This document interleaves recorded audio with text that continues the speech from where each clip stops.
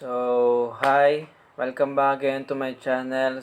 By the way, I'm Gutierrez Donald A, and for today's video, I'm going to make a comparative analysis in topologies.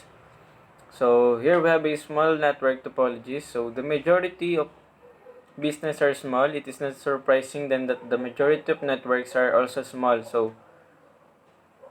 With the small networks, the design of the network is usually simple. The number and type of devices included are significantly reduced compared to that of our larger network. The network topologies typically involve a single router and one or more switches. Small networks may also have wireless access points. The possibly built into the router and IP phones. As for connection to the internet, normally a small network has a single WAN connection provided by DSL, cable, or an Ethernet connection. Managing a small network requires many of the same skills as those required for managing a larger one.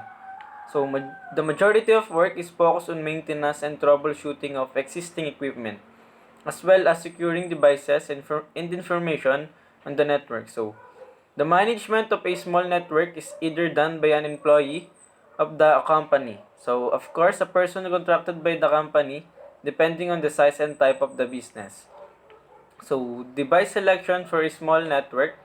In order to meet user requirements, even a small network require planning and design planning ensures that all requirements, cost factors, and deployment options are given due consideration when implementing a small network. One of the one of the first design considerations is the type of intermediate devices to use to support the network. When selecting the type of intermediate intermediate devices, there are a number of factors that need to be considered. The cost of a switch or router is determined by its capacity and features. The device capacity includes the number and types of ports available and backplane speed. Other factors that impact the cost are network management capabilities. Embedded security, technologies and optional advanced switching technologies. Other factors that impact on the cost are network management capabilities, embedded security technologies, and optional advanced switching technologies. The expenses of cable runs required to connect every device on the network must also be considered. Another key element affecting cost consideration is the amount of redundancy to incorporate into the network.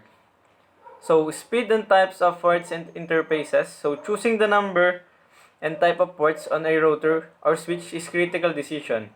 Newer computers have built-in 1GBs, NICs, and 10GBs. Ports are already included with some workstation and servers. While it is more expensive, choosing layer 2 devices that can accommodate increased speeds allows the network to evolve without replacing central devices. Expandability. The networking devices come in both fixed and modular physical configurations. Fixed configurations have a specific number and type of ports or interfaces. Modular devices have expansion slots that provide the flexibility to add new modules as requirements evolve.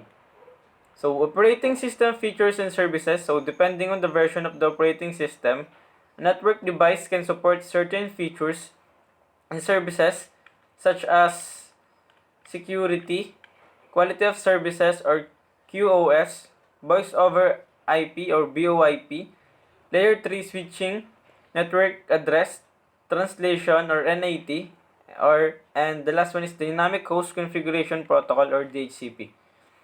IP addressing for a small network. When implementing a small network, it is necessary to plan the IP addressing space. All hosts within an internet network must have a unique address. The IP addressing scheme should be planned, documented, and maintained based on the type of device receiving the address. The examples of different types of device that will factor in the IP design are end devices for users, servers and peripherals, hosts that are accessible from the internet, and intermediary devices. So planning and documenting the IP SIM helps the administrator track devices types.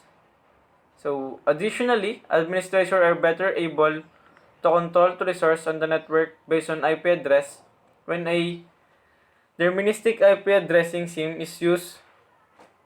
So this can especially important for host.